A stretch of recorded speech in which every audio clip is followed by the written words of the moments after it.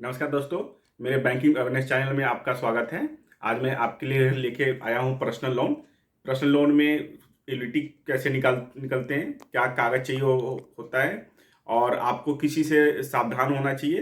Personal loan apply करते समय आपको किसी चीज़ पर का ध्यान देना है, क्या डॉक्यूमेंट चाहिए होता है क्योंकि अनसिक्योर्ड लोन है। अनसिक्योर्ड लोन क्या होती है कि आपको इसके अंदर बैंक्स पे कोई गारंटी नहीं देनी, कोई कोलेटरल नहीं देना है। तो ये पर्सनल लोन के अंदर में हाई रेट ऑफ इंटरेस्ट होता है। तो मैं आपको विंडो पे ले चलता हूँ और एक एक करके बारीकी से मैं आपको सारा डिटेल से बताता हूँ। पर्सनल लोन क्या होता है, इसमें किसने मिलता है।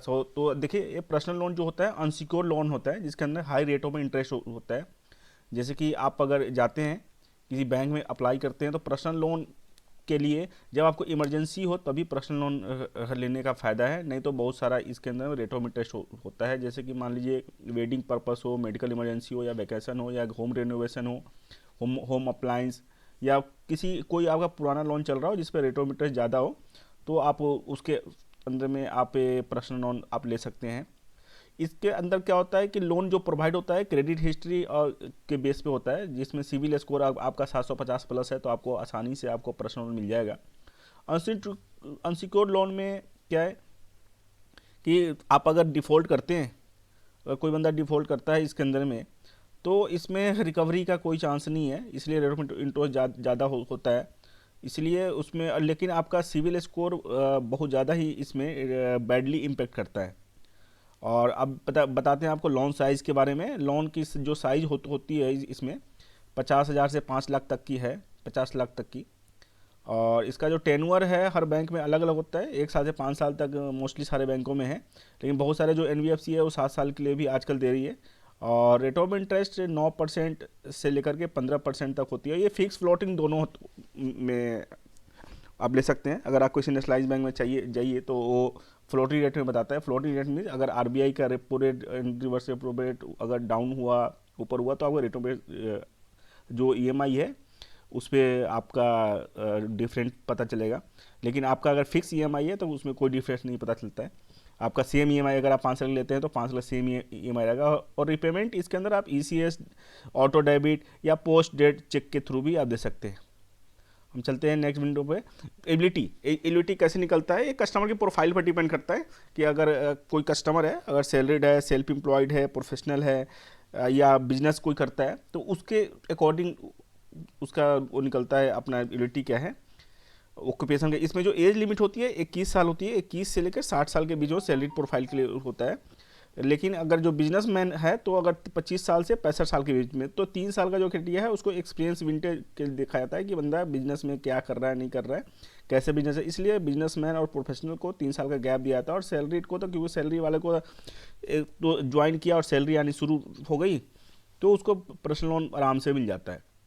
और इसमें मेन होता है credit score. Credit score 750 plus का क्रेडिट स्कोर चाहिए होता है। अभी डिपेंड करता है आपकी रिपेमेंट क्वालिटी के ऊपर में, अभी प्रीवियस क्या रिपेमेंट कर रहे हैं। और इसके अंदर में दूसरी क्या है, आपके इनकम के साथ साथ आपकी स्पाउस या फैमिली का भी इनकम है वो भी आप क्लब करवा सकते हैं। तो इसमें पर्सनल लोन लेते समय आपको ध्यान देना है कि आपके पास क्या आपकी इनकम है, उस इनकम के अकॉर्डिंग ही आपकी एलिजिबिलिटी मिलती है। अब देखिए, इसका मेन है कि बैंक चार्जेस बहुत ज़्यादा हाइड होते हैं बहुत सारे बैंकों में। तो आप कहीं पर्सनल लोन के लिए अप्लाई कर जाते हैं तो आप प्लीज़ अपना 2-4 चीज़ है जो ज़रूर पहले जानकारी ले लें। जैसे प्रोसेसिंग फ़ीस, कोई भी फाइल प्रोसेस करते समय बैंक जो 50 पैसे से लेकर के 30% का फ़ीस लेता है, तो आप बैंक से आप नेगोशिएट कर सकते हैं इसके ऊपर, फ़ीस के ऊपर, कि फ़ीस कम से कम लिया जाए। और इसके अंदर ना प्रीपेमेंट और फोरक्लोजर चार्ज होता है, तो आप पहले लोन लेते समय आप पता कर लें कि इसमें प्रीपेमेंट चार्ज और फोरक्लोजर चार्ज क्या है। जो फोरक्लोजर और प्रीपेमेंट चार्ज 2% से लेकर के 5% के बीच होता है बहुत सारे बैंकों, प्लस जीएसटी अलग से होता है। और इसमें जो क्लोजर टेन्योर है, मान लीजिए कि आपने लोन लिया तो ये क्लोज कितने दिन में बात कर सकते हैं, 6 महीने, साल भर, 2 साल। किसी किसी बैंक का 6 महीने का क्लोज है, किसी साल भर का क्लोज होता है। तो इसके ऊपर भी डिपेंड करता है।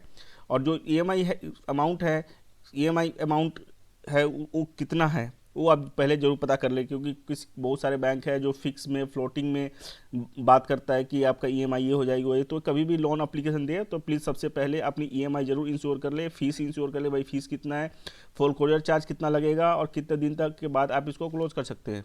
अब देखिए डॉक्यूमेंट रिक्वायरमेंट्स, इसके अंदर डॉक्यूमेंट रिक्वायरमेंट क्या होता है। अगर आप सैलरीड है तो सैलरीड प्रोफाइल के लिए बहुत इजी प्रोसेस होता है। 3 मंथ की बैंक सैलरी स्लिप चाहिए होती है, 6 महीने की बैंक स्टेटमेंट, विंटेज प्रूफ। मतलब विंटेज प्रूफ मीन्स आप कितने सालों से काम कर रहे हैं, कितने दिन का आपको एक्सपीरियंस है। एक्सपीरियंस पर डिपेंड करता है कि जो हमारा कस्टमर है, जो बैंक में आप अप्लाई कर रहे हैं आप, तो आपको देखना है कि आप कितने साल का विंटेज है, आपका कितने साल का एक्सपीरियंस है, वो बैंक को दिखाएंगे तो ज़्यादा बेनिफिट होता है।